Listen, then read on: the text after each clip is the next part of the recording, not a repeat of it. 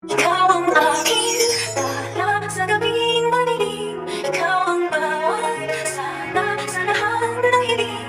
Sagot sa aking. Narito na ang ating mga karagdagan na abangan sa abot kamay na pangarap. Pagkatapos kang maibigyan ni Dax ang bulaklak dito kay Zoe, ay agad naman na itinapon ni Zoe dito sa kanila sa kaibigan dito ni Annalyn. At dito naman na humanga itong si Dax sa ginawa ni Zoe dahil palaban nga ito at sakto na lumabas itong si Zoe at inabangan ni Dax. At dito niya na sinabi kay Zoe na mag-date daw sila at tila hindi nagustuhan ni Zoe ang sinabi ni Dax sa kanya. At dito naman na sinabi na palaban pala ay nakatikim nga ng sampal itong si Dax dito kay Zoe. At hindi lang iyon dahil sinabihan ni Zoe itong si Dax na hindi ito ang lalaking kanyang gugustuhin.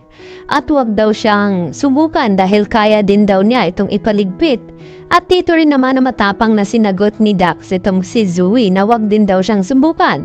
Dahil alam niya sekreto nito na hindi nga siya tunay na anak dito ni RJ dahil ang kanyang tunay na ama ay itong si Carlos Benitez dahil nung ito'y dumalaw doon kung saan tinago nila itong si Don Pepe ay narinig nga ni Dax ang pinag-usapan dito ni Carlos at Zoe at siya din mismo ang gumamot ito. At dito niya narinig na siya ay anak dito ni Carlos.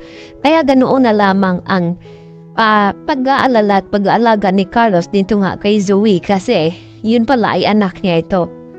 Samantala, nagulat naman itong si Annalyn Santos kung bakit nakilala siya ng tao na kamaskara at hindi nga nagpapakilala itong Dax dahil baka makita siya at makilala dito ni Annalyn. Kaya mas ninanais na lawang ni Dax na umalis at hindi pinansin itong tanong ni Annalyn Santos na kung papaano daw siya ito nakilala.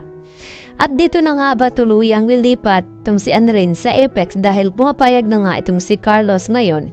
At wala naman daw naging problema dahil pagmamayari naman daw nila ni Annalyn itong Apex kaya nararapat lamang daw na doon niya tapusin itong kanyang residency. At natuwa naman ang husto itong si RJ dito sa sinabi ni Carlos. Dahil sa wakas ay magkakasama na nga daw sila ni Zoe at Justin at ito nga si Annalyn. At dito rin na okay lang kay Lynette ang nabalitaan nito na mayroon ng girlfriend noon nitong si Carlos maliban dito kay Lynette. At dito na sinabi ni Lynette kay Annalyn na hindi naman daw iyon nakapagtataka dahil doktor at si Carlos at may tsura naman ito. Hindi imposibleng magkakagusto nga ito ng mga ibang babae at hindi na daw niya uungkatin pa ang nakaraan dahil iba nga ang pakay ni Lynette dito sa pananatili niya sa bahay ni Carlos dahil may gusto nga daw siyang aalamin at mga sikreto nga daw ito ni Carlos na hindi pa daw niya ito nakilala ng lubos.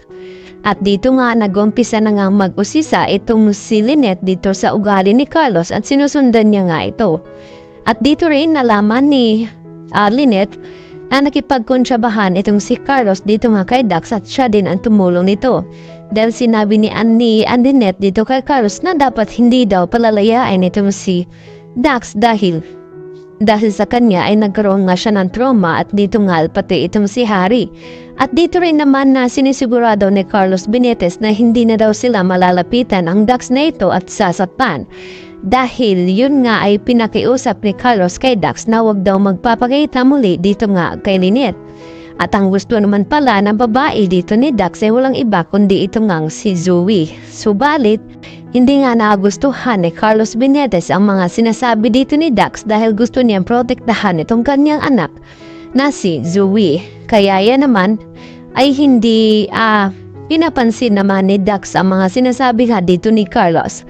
Dahil baka bilang na lang ang araw nito dahil sa inutos ni Moira na ipapaligpit itong star witness sa kanyang kaso.